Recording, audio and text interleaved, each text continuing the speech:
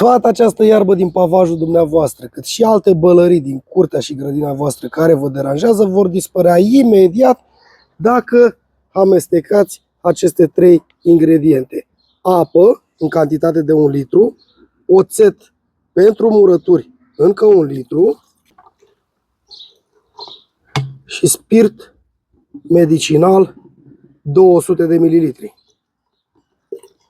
Și după ce ați făcut acest lucru, nu mai trebuie decât să puneți capacul pulverizatorului, îl înfiletați,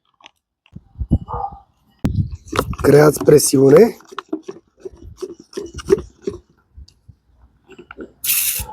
reglați doza pentru a stropi cât mai concentrat, cam așa, și începeți și stropiți toate aceste bălării pe care le aveți acolo unde nu vă doriți. Udați foarte bine. La fel de bine puteți folosi această combinație pentru toate bălăriile și toate ierburile care nu vă convin într-o anumită zonă a locuinței dumneavoastră. Și partea bună în tot acest subiect este că plantele dumneavoastră nu fac nimic altceva decât să dispară a doua zi după ce ați folosit această soluție. Dar această soluție este una 100% bio, naturală, care poate fi pregătită cu ce aveți la îndemână și nu vă costă mult. Față de erbicidele clasice, care sunt extrem de toxice și față de care s-au câștigat procese în instanță de către oameni care s-au îmbolnăvit de boli necruțătoare. Deoarece aceste erbicide toxice sunt între cele mai periculoase substanțe pe care le puteți aduce în curtea și în grădina dumneavoastră. Ele otrăvesc efectiv solul și are un impact extrem de negativ asupra sănătății dumneavoastră.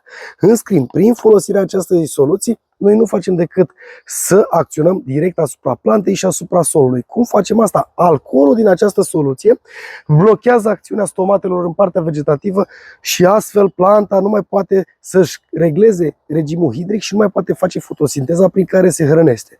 Iar oțetul, fiind un acid, scade dramatic pH-ul solului pe moment, deoarece după următoarea ploaie pH-ul va reveni la capacitatea sau la proprietățile lui naturale, scade pe pH-ul solului până la gradul de 2-3 și astfel planta nu se mai poate hrăni. Așa cum am discutat în multe materiale, atunci când solul este prea acid sau prea alcalin, plantele nu se mai pot hrăni. Și astfel plantele dumneavoastră vor muri, veți scăpa de ele. Acolo unde aveți nevoie, pe un pavaj, pe un beton, pe un zid și așa mai departe. Nu atacă cimentul sub nicio formă, iar efectele ei dispare după prima ploaie. Este foarte important acest lucru și astfel dumneavoastră puteți să scăpați de toate buruienile nedorite.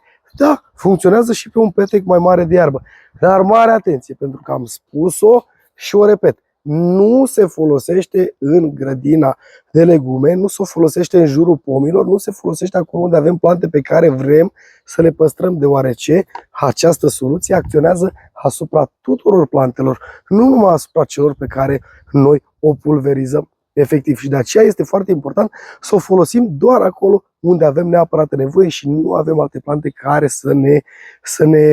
să ne trebuiască și să rămână în zona respectivă. Ați văzut cum se prepară, este foarte ușor și dumneavoastră nu mai trebuie decât să o puneți în aplicare. Iar a doua zi, plantele deja intră într-un proces de degradare, se usucă, vor fi distruse și cel mai important, aplicați această soluție pe cât posibil atunci când soarele este cel mai arzător și când aceste procese ale plantei sunt cele mai intense pentru ca efectul să fie unul mulțumitor, unul constant. Și după cum vedeți, nici n-au trecut bine 24 de ore și deja efectele au început să se cunoască.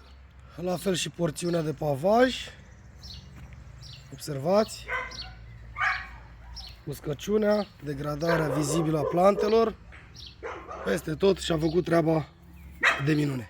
Știu că am mai prezentat două materiale despre această soluție. Într-una prezentam oțetul, apă și detergent de vase.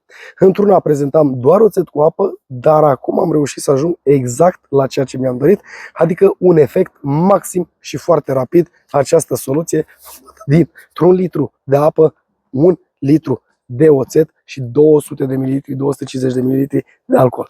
Așa că eu mă duc să fac treaba și să termin ceea ce am început, iar dumneavoastră nu faceți decât să urmăriți acest material, să vă notați rețeta și să mergeți să-l încercați. Iar eu vă garantez că vă va scăpa de toate buruienile nedorite din curtea dumneavoastră, fără să vă otrăvi solul și fără să vă degradați cimentul sau pavajele de prin curte. Vă pupa!